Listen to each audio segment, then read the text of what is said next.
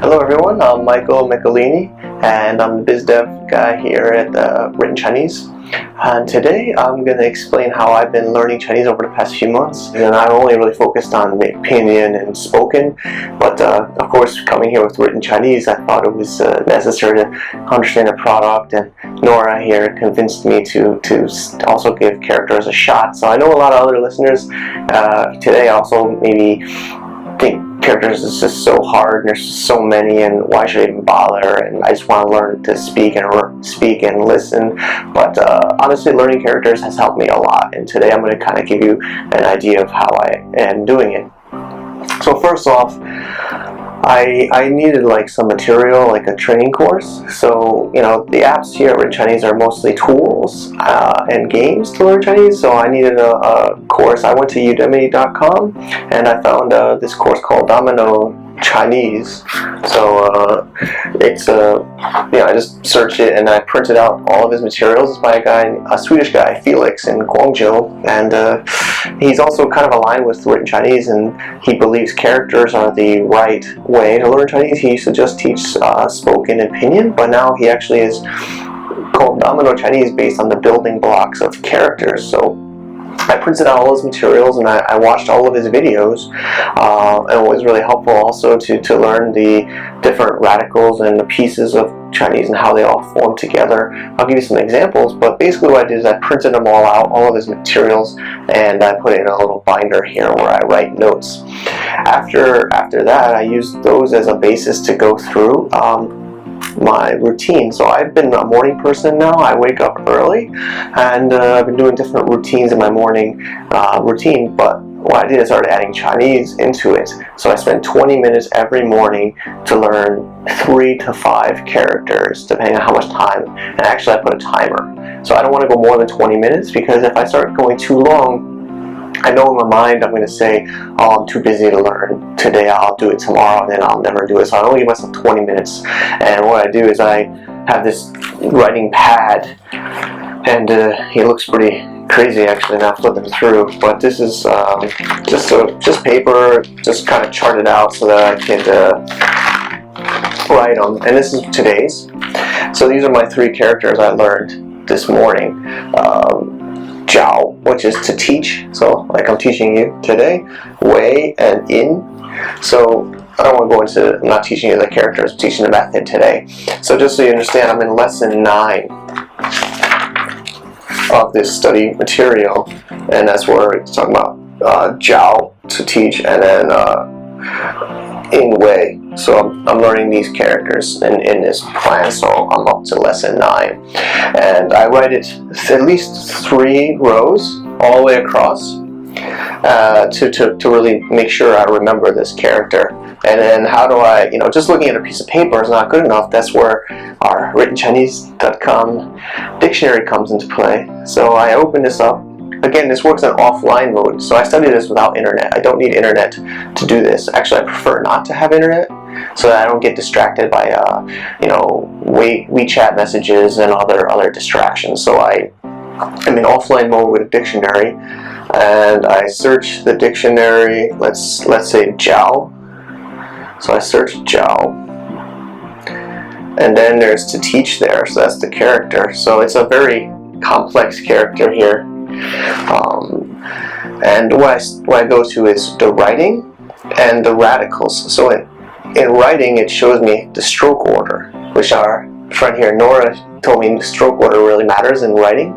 So it will show me there, and it will if I click on it again, it will repeat the stroke order. So of course that still looks pretty complicated. So I go to the radical breakdown, and it's 3 radicals. It's old, child, and knock, right? So you see old here, child here, and knock here. So that helps me remember. That's where the whole building block comes into play. And then, like I said, I write it for at least 3 rows down. Once I'm done, I then go to the next character. And again, timer's running, and I almost got to shuo, but it started buzzing. So I stopped after that because I ran out of time.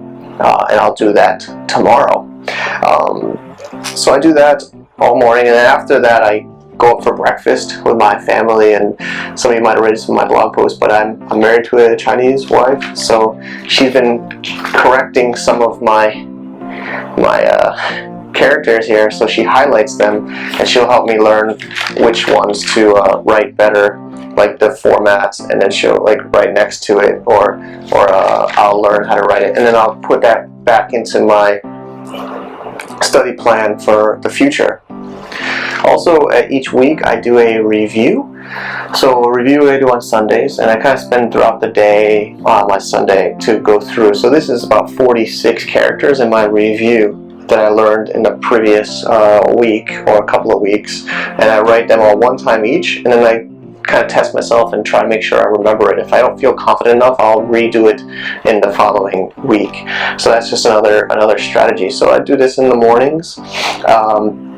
Again, so the mobile app in offline mode, I do the stroke orders, the radical breakdown, and I also can look at some example sentences. And a weekly review. So, and now I go to the computer. This is actually when I go upstairs to after breakfast. So I have the web dictionary. So in the web dictionary, I go writtenchinese.com or dictionary.writtenchinese.com. I'm going to put one I did leave a comment on. I thought it was a pretty funny word, which means hungry. I search the dictionary and I look for that character to be hungry, this one here. I click it and then I click learn more. It will go to a full page about that character.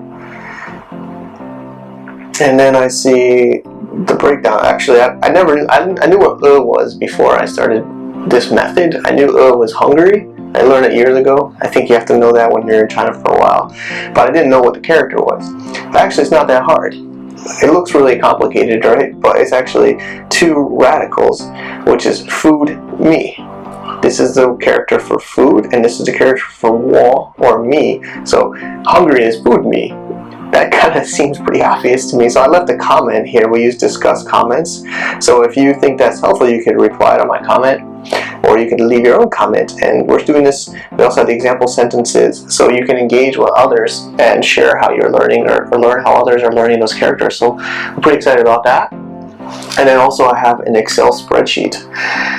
I've learned that in order to learn something and improve, you have to kind of keep a diary or journal or document it. So I've been writing down now in a Google spreadsheet each day. So I write the day of the week, which day, how many days I've been studying this method, and then I write the time I started learning, the time I ended learning that day, and then I write the characters. So I switched to pinyin mode in my keyboard here on my Mac, and then I write the actual character, and then I write the pinyin and the tone.